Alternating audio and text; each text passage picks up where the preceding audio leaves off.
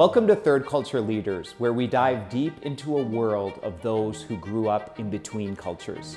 I'm your host, Murali Srinarayanadas, and together we'll explore the unique perspectives of those who grew up in a culture that's different from their parents. While this can be isolating, it also gives us the ability to create deep relationships and gain and embrace a global perspective. This podcast is a platform to share the stories of third culture leaders who have brought a global perspective to Canada. Let's reflect on those insights and take action. I wanted to have Gina on the show today because it is an incredible Canadian business story. I think we feel a pretty strong sense of responsibility. We're bringing something that's very traditional to a different side of the world. Gina has a business that ties back to her Egyptian culture and heritage. Not only that, she's now expanding internationally. We cut absolutely no corners. We brew all of our drinks exactly like you would at home. Check out this episode for this amazing Canadian business story. Hi, Gina. Thank you very much for coming on the podcast. It's lovely to have you here today. Thank you so much for having me. I am really excited to be here. So this is the second time that we've been on a podcast together. Yes. So I'm really excited because you've had there's been a huge amount of growth since the last time we spoke. I think so. I think I have one extra degree from Oh the yes, last time that's we right. spoke. That's right. Yeah, from Duke. That's amazing. Yeah. But let's start back for those people who may not know you as well. Can you tell us a little bit about your journey on how you came to Canada with your family? Yeah. And then we'll get into Nobu a little bit later. Yes. Okay. Also, it's Nuba. Nuba. Sorry. We can cut that part out. Yeah, for sure. So, so we are originally from Egypt. I'm Egyptian. I was born and raised in Alexandria, which is the smaller city. It's right by the Mediterranean. I'm a very proud Alexandrian. And my parents applied to immigrate to Canada, I want to say in like early 2000s. We had an uncle that had recently moved here, and I think he gave them the idea and the push to apply. So they went through the PR process, pretty much when I was all through my teenage years. It was, many years before we got the PR. We got the PR, and I had already was in university. So I was at the American University in Cairo. And my parents gave me the choice. I was either going to finish off my university in Egypt and then join them in Canada after I was done 2 years later, or I could apply and transfer. So I remember this really well. I went to bed one night and I tossed and turned for hours, but I made the decision that I wanted to transfer. And that I was going to join my mom and my brother. The next year, my brother was entering high school, so it made more sense for him to go during that time. So I woke up the next morning and I Googled best university in Canada, and it was University of Toronto. So I submitted my application to transfer. I got accepted. And then, that September, family moved. I started university, my brother started high school, and then, that was really the immigrant journey. I felt like it was a really good time, actually, for both my brother and I. It felt much easier to come in as a student than it would have to come in maybe as a fresh grad or something. So very, very happy with my decision. Why were you tossing and turning? What was going through your mind at that time? I think for me, it was... do I want to uproot myself halfway through university? And I was, had a really great group of friends. I'd known them since I was, essentially a kid. We grew up together. So it felt like a hard and I was kind of happy where I was, but I think I was, always a little ambitious, and I was like, okay, I think this could be a good next step for me. So it was a hard decision, to decide to just, uproot everything and go. So that's why. Yeah, it's always tough when you're leaving a place you know as home for the Yeah. hope of something. What were you hoping for coming to Canada? Gosh, I mean, I think I was excited by the prospect. It felt like a whole new world. It felt like I could, it was a new challenge. Like U of T was a really great school, and I was a nerd and very academic. So, but it was really that concept of like, okay, this is a new challenge. And this is, you're stepping outside into another universe that's, that you haven't lived in yet. And so can you share with us your first few years, I guess, in Toronto, but also in university? Was it what you expected? Yeah. What did it feel like? So I feel like I was in a daze the first like 3 months. It was a little overwhelming. But then, I have like a love-hate relationship with U of T. I feel like it like broke me down and built me back up. It was tough. It was a tough school, and I cared deeply about doing well in school. So I think I took myself a little too seriously. I studied all the time. I really cared about my grades. What were you studying?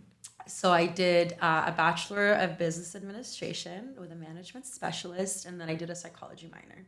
Okay. And I loved both. Like it was wonderful, but I probably could have had a bit more fun when I was an undergrad. So yeah, but it was great. I mean, we went back to Egypt all the time, so it didn't feel like it was such a stark contrast. So I was very lucky that we go back to Egypt all the time. Hearing about your university journey, coming from Egypt and then transferring over to U of T, some of the challenges, coming to a new university, but it was nice to go back and forth. But I wanted to talk about third culture kids.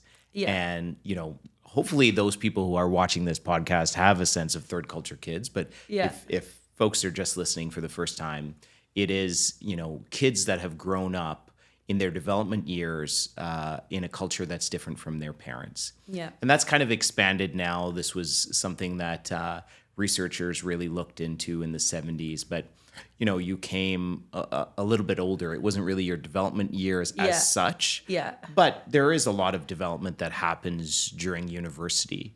And, as a third culture kid myself, balancing between, my family's culture as a Tamil Sri Lankan. Yeah. Growing up in the UK and then growing up in Canada, I was always kind of removed a little bit from all of these places. How has that been for you coming from Egypt and then growing up in Canada? Yeah, I think, it was a little bit different because I was pretty much fully formed, like ish. I was 19 when I came here. So I still had that strong sense of identity. Like I very much identify as Egyptian, and I don't think that's gonna change. Like I love Canada, I love being in Canada, but I was a little fully cooked when I came here. But that being said, though, I always say that I feel like I went through the Canadian factory system. Like I think it's a little bit different once you enter in through university. Like you go through on the train tracks through the Canadian system. So I felt very much from university, early career, et cetera, that I'm way more Canadian than I am Egyptian from a professional sense. When I go back to Egypt and we're doing like business stuff, like that feels foreign to me because I've had all of my professional life be in Canada. And then just from a personal perspective, like I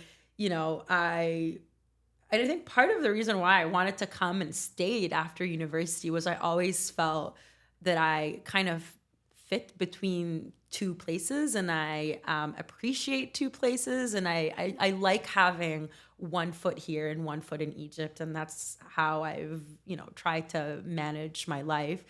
In terms of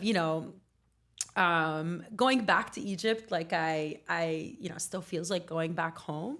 And then coming back here, it still feels like coming back home. So I feel lucky that that I've gotten to experience two worlds in that sense. But it's a bit tricky. Sometimes you feel like, where do I really fit in? Do I you don't quite fit in one single box, but I feel like that's okay. What are the differences that you see in terms of business? oh gosh, it's just like very small cultural nuances, and like people in Egypt are late all the time, And so, see, this is why I'm late. I'm living up to the stereotype, but it's a very soft, if you say 1 p.m., it's anywhere between 1 and 1:45 is kind of where is appropriate, where Right. I'm like, no, you show up on time. Like, so it's small things. Everybody talks through WhatsApp. That's the appropriate form of communication in Egypt. So it's very small things, but yeah, like I said, I feel like I lie more on the Canadian side, business practices wise. Do you feel your Egyptian culture and heritage has helped you in business today? Ooh, that's a good question. I feel, this is obviously a big generalization, but I feel like Egyptians are generally very warm and welcoming, and like hosting is a big part of the culture, and et cetera. So I'd hope to think that I bring those positive elements when interacting with people. Like, I think I'm decently good at developing good relationships with people, and people generally tell me that they feel like I'm easy to talk to. So I feel like that's a little bit that comes from the Egyptian in me. Yeah, you are definitely easy to talk to. Oh, thank you. I'm glad. I think it's interesting to see how people from different cultures have brought that to their business world. I mean, being an entrepreneur myself, I'm curious how now you guys are expanding into the U.S. Yeah. So how does Egyptian, Canadian, U.S. like how are you navigating all those cultures? Because they're different, right? They're different. I mean, I think I got a good dose of U.S. culture when I did my When you were in MBA. Duke, Yeah, when I was at Duke. I mean, I'm finding, or maybe because I'm dealing more with like Midwestern folks in the U.S., which feels very similar to Toronto. But honestly, obviously there are some differences, but Canada and U.S. It doesn't feel like a stark difference. You're dealing with small nuances that differ, but it's pretty much it. So we might be jumping ahead a little bit. So let me back up. You were in university, and then were you looking at business? Is that where you did business administration, or what? You knew you were going to go into business? I knew since my very first class in high school. So I went to a British school in Egypt. So we had IGCSEs. So that's what we did. And during I'm not familiar with that. it's What like is? it's like GCSEs. It's their version of the Okay. I don't know, whatever. Okay. Their version of their education system. Yeah. And I remember sitting in my very first class of business administration, and like something just clicked, and I'm like, oh my God, I love this. This is what I want to do. So I felt that strongly in high school. I knew I was going to do it in university. So I did it, but psychology was always like my passion project on the side. So I did that. And then I graduated, I interned for 2 startups, and then I worked for FedEx Canada for many years, started my career in sales, then moved to marketing, and then ended my stint at FedEx as the e-commerce strategy lead, which was amazing experience. It was during COVID. I was building kind of Nuba on the side with my mom. So it would started off as a passion project, and that was really when started really small. We were trying things out, and kind of that's where we got our start. So before we get into Nuba, you were interning at 2 tech companies, I take it, or? One was in tech, but one was tech. Yeah. Okay. Yeah. But Nuba's like, consumer drink product. Yes. And around this time, everyone's talking about technology, but Yeah. you felt an urge to go into this sector. Yeah. Why is that?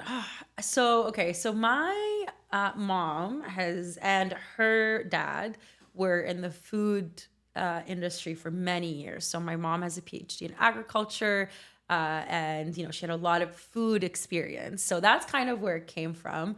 And then we were thinking that we wanted to start a business that kind of paid homage to our culture and bring something from our Egyptian culture to Canada. And, when we first moved here, we would make hibiscus. So this is the premise of the business. So we make hibiscus for like new neighbors or new friends. And in Egypt, it's very much seen as a welcome drink. And we brought the hibiscus flowers with us. and people would try it and they loved it, and there was nothing really like it on the market. And that's really what sparked the idea of like, maybe there is something here. We know it's really good for you. You know, there's a lot of health benefits. And we very naively thought, hey, why don't we bottle this and sell it? Which was, you know, had I known now what I knew, I would have never have done it. I would have never really? got into Yeah. bed. Absolutely not. Beverage is insanely competitive. Like, it's such a tough industry, and we had no idea what we were getting ourselves into. So that is how we landed there, and it was not planned at all. That I'm like, oh, I'm going into CPG. No, it just that was just how the cookie crumbled when we were thinking up of ideas of what to do. So you and your mom were on Dragon's Den, and you got 2 dragons to invest with, both with your company. We got 2 offers on the show and accepted one. Yeah. Oh, I see. Okay. Yes. 2 offers and accepted one. Yeah. Are you allowed to say which one, or? Oh yeah. So if you go back and watch the clip, so we got one offer from Vincenzo. And then the second offer was a joint offer with Arlene and Wes. Right. And that was the one we accepted on the show. Okay. Yeah, I saw Arlene and Wes. So that was joint. That was the joint. That was okay. the joint one. That was the one that we accepted on the show. Yeah. So do you recommend that, you know, for folks who are watching, do you recommend, like, why did you go on Dragon's Den first? Do you recommend it? Give us a snapshot, please. So we've been watching Dragon's Den since we first moved to Canada. Okay. So my mom and my dad specifically watch it all the time. And when we started Nuba, my dad was the one that would always be like, you need to apply. And my mom and I never felt ready. You know, we were always a little too nervous. We were like, no, what if they say something mean to us? What if they don't like it? And we put it off for years. And then, you know, one year the stars aligned, and we got the chance to audition. We auditioned. It was all very last minute. We got a spot to film, and we filmed it, and it aired, which I don't know, a lot of people don't know this, but sometimes, you know, they film a lot of companies, but not everybody makes it to air. Right. So there was a period in time where after we filmed, we were like crossing our fingers and praying that they would actually air our pitch. Yeah. So even if they pitch you and they decide to invest, they might not air it? Yes. Oh, they might not okay, air okay. it. Yeah, okay. yeah, you're not guaranteed an air. Oh, interesting. Yeah. Okay. But I would 100% recommend that folks do it. We had an incredible experience. All the producers on the show were amazing. The crew was amazing. You film it in the CBC building. It was just one of the coolest experiences I've ever had. Easily one of the scariest things I've ever done in my life. The doors opened and, you know, you have to walk out, and I was like, I'm going to faint. Like I was convinced I was going to faint on national television, but it was incredible. And I mean, we were really lucky. We were really happy with how it turned out. And just the boost that it gave our business was huge. We were able to tell our story and have our story be heard on a national platform. It was just incredible. Like, I feel so lucky that we got that opportunity. So yes, go for it. But be prepared, but go for it. Be prepared, but go for it. Yeah. You know, in Canada, we're so lucky that we have such a multicultural society. Yes. But you went into a business that really, I mean, the premise of it is your culture. You're promoting your culture. Yes. How has that been in the Canadian business landscape? Yeah. So I think we feel a pretty strong sense of responsibility because we're bringing something that's very traditional to a different side of the world. So we cut absolutely no corners. We brew all of our drinks exactly like you would at home. Like this, we do not cut any corners. Like there's no concentrates, there's no preservative. So I think that comes from a strong sense of responsibility to represent that part well. I think, as you mentioned, there's a lot of appetite in Canada. Like people want to try new things. Yeah. They want to learn. They want to hear the story. They want, they really like that we're a mother-daughter team, that we're immigrants, that we're bringing this here. So I think that's kind of one of the best things about being in Canada. There's an openness to these types of businesses, and people are generally wanting to learn and try and do something different. So that's how I'd say. In our culture, and I think a lot of Asian, Middle Eastern, Egyptian, a lot of these cultures, parents are working together with kids. Yeah. And it's very family focused. Yes. There were a lot of business meetings I would go into, or even when I talk about my business experience today. I learned business from my father. I worked very closely with him. Yeah. He's retired now, but still is a strong advisor for me, of Yeah. course. Yeah. How has that been for you going into meetings with your mom? Yeah. So I think, as you mentioned, it's really common. And I feel like when we first started, people were like, "Oh my God, is that your mom?" I'm like, "Yeah, that's my mom." We never thought twice about it, but we found that people really resonated with the mother-daughter thing. So we just ran with it. We're like, "Yeah, that's my mom." And I think, people love to see our dynamic. My mom is awesome. She's such a character. Both my parents are actually such characters. So we've really leaned into it. I think, we've leaned into the authenticity, and it's just, it's part of our story, and people really resonate with it. In terms of actually working with my mom, it's, I love it because I feel like there's no one else in this planet that I would rather do this with. We also complement each other. So she is more of the technical side. She does all of our production, et cetera, and I'm more of the business side. So our skill sets work well together. But obviously she's still my mom, and, we, have many disagreements. We are both incredibly stubborn.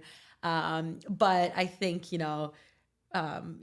there's no one else I would rather go on this journey with. So there's that. Yeah. That's nice. Sometimes when I talk about my business overseas, definitely my father was the lead, and I was learning from him. I really didn't understand Asian business at that time. I was in my 20s. Yeah. But I love that I can, you spoke about going on the journey with your mom. I love that I was on that journey with my father in my 20s. Yeah. I definitely rebelled a lot and tried to do a lot of things on my own as well. Way. Just also to prove to him that I was ready, Yeah. But and I think that's the nature of things that you want to, or at least it was for me, that I wanted to show. But I think my dad was wonderful because he always gave me the chance to try things. Yeah. And didn't, hold me to the fire, or whatever the expression is, if I failed, but rather just encouraged me to keep going. This is just another step on the journey. So it also built this incredible bond that we have, that, obviously he loves my brother and sister, but him and I have You've been through the trenches together. We've been through the trenches. And there's nothing like, seeing, I think for anyone that's a young person going into entrepreneurship, the business aspect, or getting into the right business, is important, and learning, the skills, but connecting with a leader, and seeing how they react when their back is to the wall, I think is really important. And, seeing my dad, he didn't go out. He's not really a drinker. He didn't go out drinking, to party when he celebrated. Yeah. He didn't really celebrate. He was just like, okay, this is great. Let's go on to the next thing. Yeah. But I think the same thing happened when he was, when his back was to the wall as well. Yeah. When it was tough times, he would just be like, okay, let's continue to move on. So I really treasure that relationship. And it's special. It's special. It's special. I think that's what people resonate when they see you and your mom together. I think so. I mean, so we go for brunch to celebrate. Oh yeah. Okay. Nice. We do. We go to Kerr Street Cafe, which is in Oakville, and it's a little tradition that after we've had, a rough production period or whatever, a trade show or whatever, we'll take ourselves out to brunch the following day. So that's been nice. That's nice. But no, I totally agree. I think it's, it's a special journey. It's nice to have that level of trust, in business with a family member. And it's awesome. Is there something that you guys do when it's tough times? When you need try a break? Not to yell at each other. No, oh my gosh. It's more like heads down. You got to just survive, you know? Yeah, yeah. But we try to celebrate the small wins. Yeah.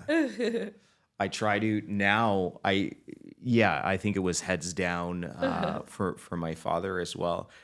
Working out has really helped me. Going out for a run or something. Same. Same. Are you a runner? I absolutely not a runner. Okay. But I do love working out, and I've always been active, and have just in the past a couple of years really prioritized that in terms of taking care of myself. Yeah. And it's good. You just need an outlet sometimes. So, yeah. What about on the mental health side? Yeah. Of things? I mean, so working out has been really important to me. I read a lot. I think I've more so as I've gotten older, I've learned to roll with the punches. Like sometimes it's really tough and you just have to do it and work the crazy hours and whatever. But then I've tried to really take my time to relax when the opportunity presents itself. Like you can't be at 100% of the time. So it's like figuring out the ebbs and the flows and taking that rest time when I'm able to take it and not just be completely wired all the time. Yeah. Has been really helpful. And just, prioritizing the rest and trying to fill your cup back in has been really helpful for me. So speaking of not taking rest, you're running this incredible business. Yes. And then in the middle of that, you decided to do your MBA at Duke. Yes.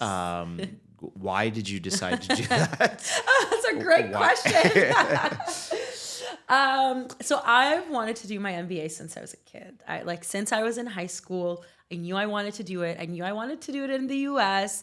I wanted to go to the best school that'll take me. And it was just a dream that I've had for many years. And it was something I worked towards for many years, essentially since I graduated my undergrad. So it was a funny time. I actually ended up deferring a year due to COVID and then started left my FedEx job and then started my MBA.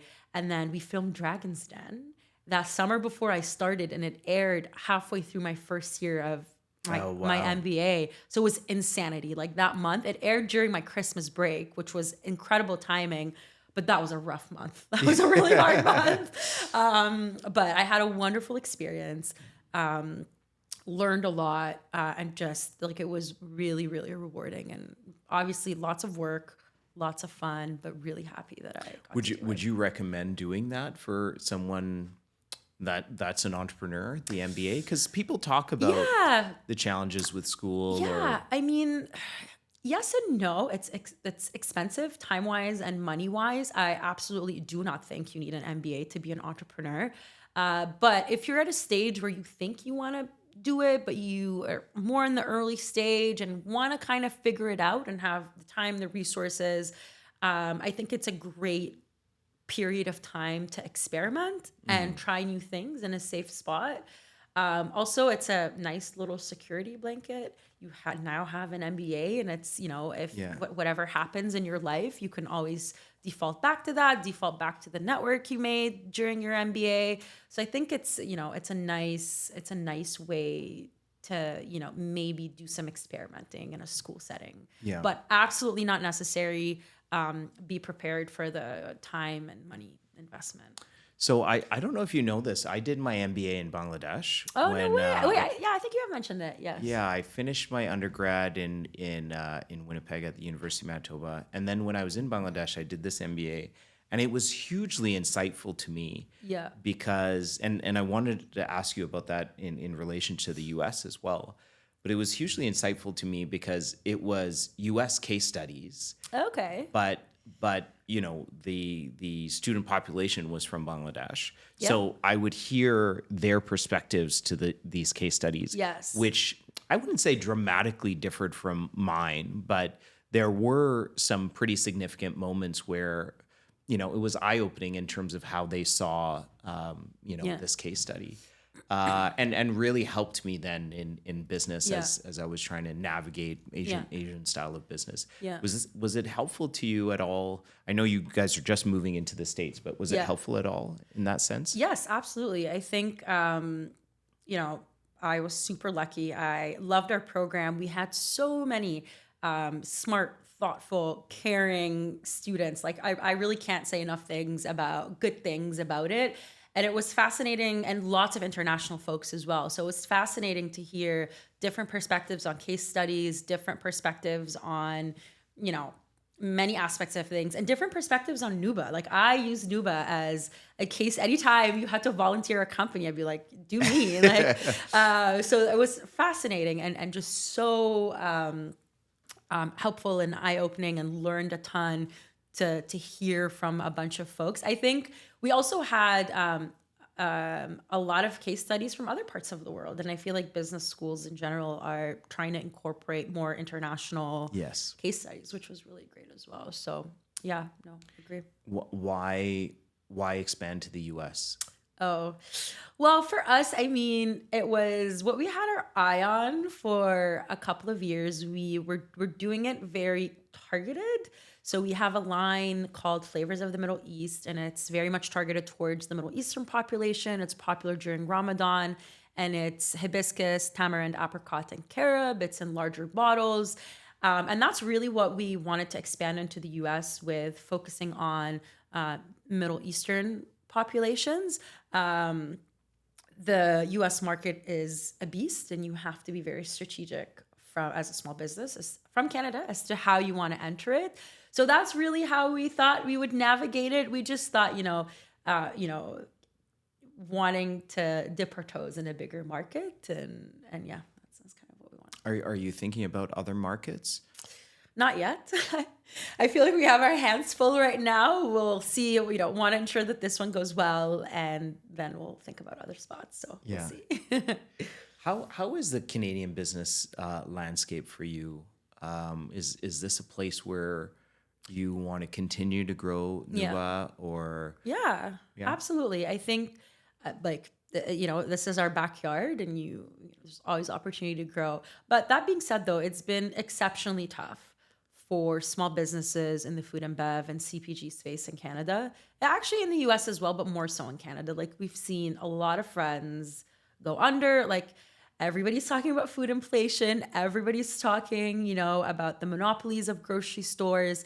And when you're a small business, we're not Nestle or Pepsi or whatever, it becomes tough. And we've seen it get very difficult post-COVID. So yeah, it's been tough, but we're trying to hang in there.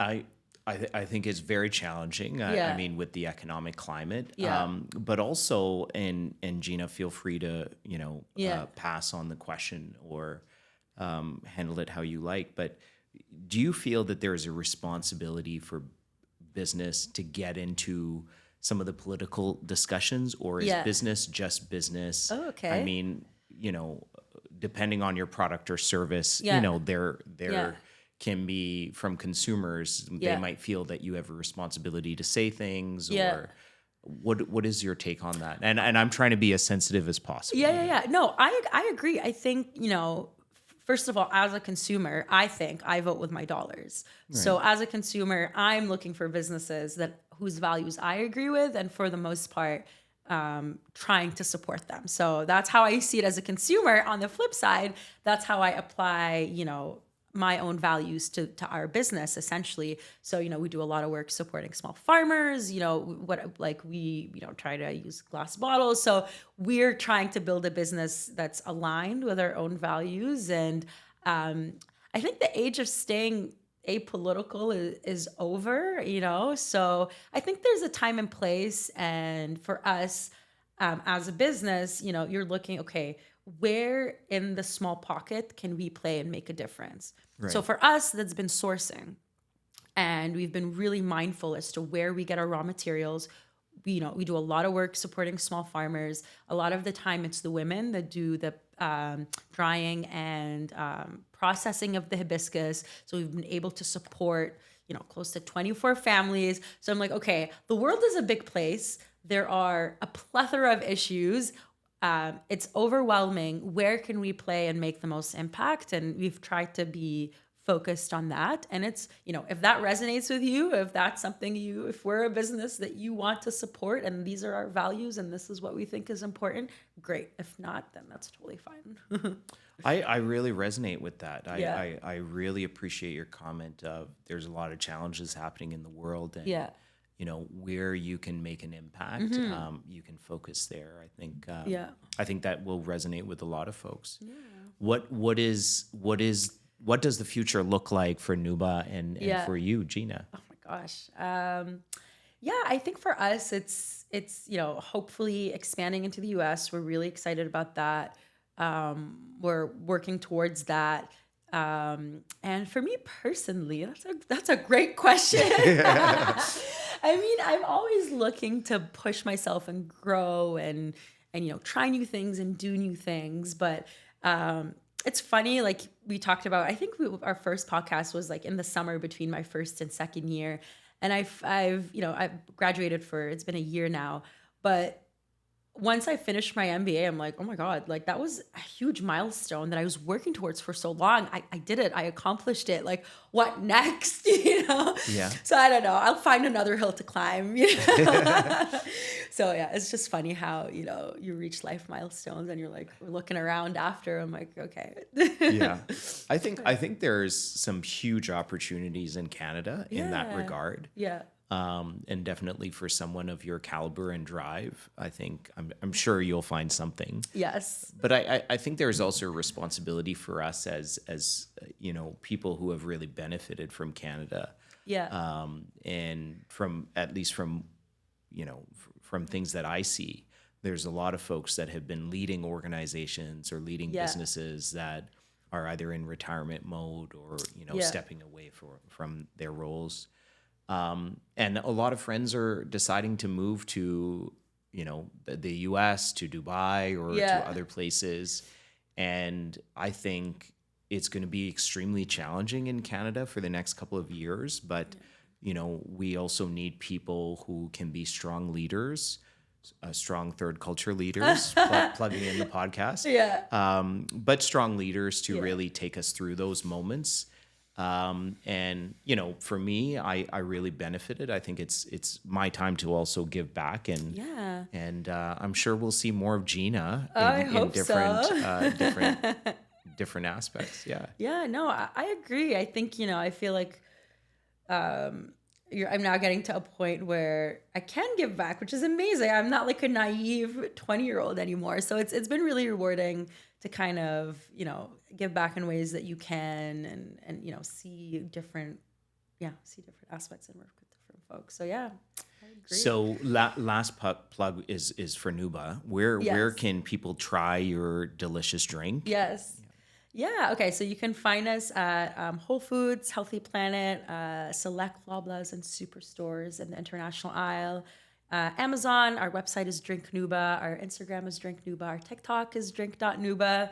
So those are all our socials if you want to follow along. Awesome. Gina, thank you so much for coming on the podcast. Thank you for having me. This was super fun.